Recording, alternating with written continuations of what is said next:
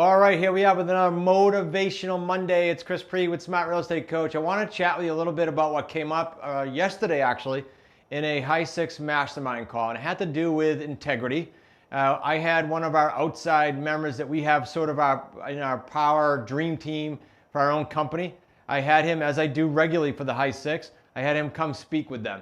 He talked about integrity. It's basically, the concept is helping you within the integrity space do what you say you're going to do. We could talk about integrity for 2 hours, but relative to what I want to share with you, just kind of doing what you say you're going to do, committing to something and then actually following through with it. And this means a bunch of things, but let me share a few things with you. First of all, when people join our community, I talk to them via video regarding a 3-year commitment. And because we work with the serious and committed, and with the profit potential in what we do, a 3-year commitment is bare minimum. Some of the people that I've had in the podcast, like Brian Tracy and John Gordon and others, have said, oh no, it's much longer, like 7 to 15-year commitment is what's required. But bare minimum to start a business with us, I'm telling you to put blinders on for 3 years. Now, within that time frame, committing, being able to do what you say you're going to do, to stay with integrity with yourself, with your family, etc., because you committed to something when you started on the journey, presumably, and if you haven't yet, let this help you come into the journey with us and run on this path. It's going to have a lot to do with how you look at setbacks and challenges during your journey. For example, if you're used to, or you grew up with, or you were exposed to kind of like that fixed mindset, if you have a setback or a challenge, you immediately turn to, oh, I'm a failure, and you label yourself. Or I can't do this, and you label yourself. That's a fact. Now, there's a really cool book that goes over this. It's called Mindset by Carol Dweck, Dr. Carol Dweck. Strongly encourage you to read that. It's on our recommended reading section on our website too.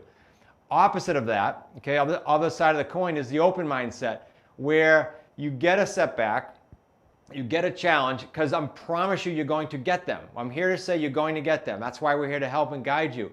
But when you get them with the open mindset, you treat it as a lesson, a wake-up call. You treat it as information. You treat it almost like as a reward to go ahead and tweak and move things forward. And let me share with you that I've been in both of those mindsets, unfortunately. In 2008, during the crash, you've all heard the story by now, and if you haven't, it's at the beginning of my book, but I got beat up pretty badly after the '08 crash. I absolutely, most definitely labeled myself. I guess I can't do that, in many ways mentally. And I was in a bad space with that. And it took a while to get out of that. Now, let's fast forward. Here we are in the summer of 21. When you fast forward here just a few more months in February of 22, we're going to be talking 14 years later, to the month, 14 years.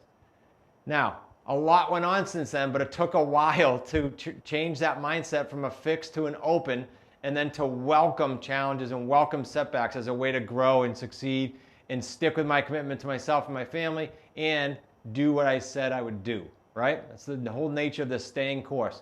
Now, I invite you to embrace, welcome, celebrate these challenges. They don't define you. Here's something to write down. They do not define you. They refine you. And they're absolutely necessary. So this is a change in my mindset, isn't it? I just had a call with a High Six member the other day who is reading the book, who knows what my logic is on this, and said, I just felt like a failure because this seller went sideways on her. And I said, ho, ho, ho. And we had this whole discussion all over again. So I know it's easier said than done. Okay, she proved it. Now, what are some easy ways for you to get through that? Well, call us, okay?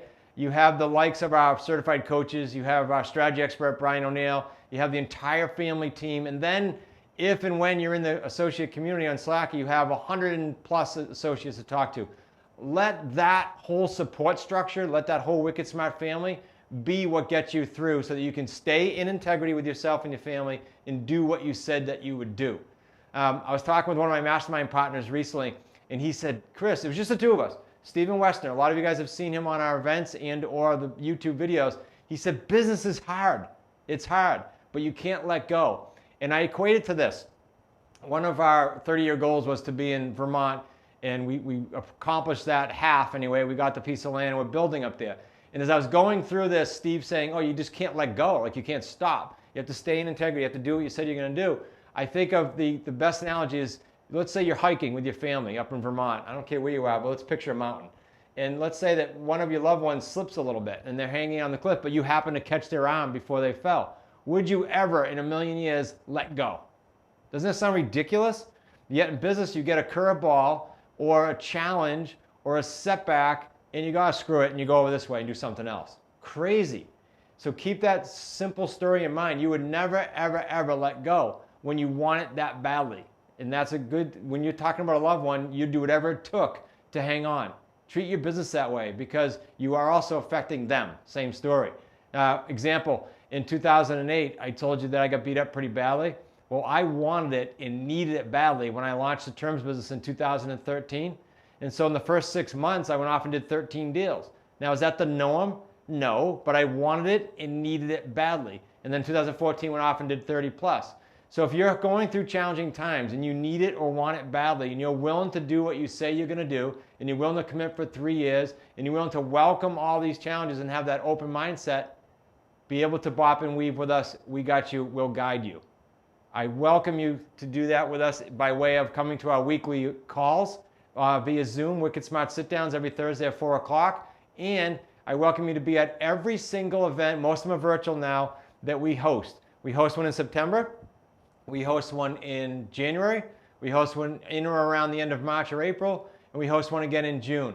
That's a simple way every quarter for you to be immersed in the system so that when you get the side setback, you get the challenge, you get the bad event, you can stay the course and do what you said you're going to do.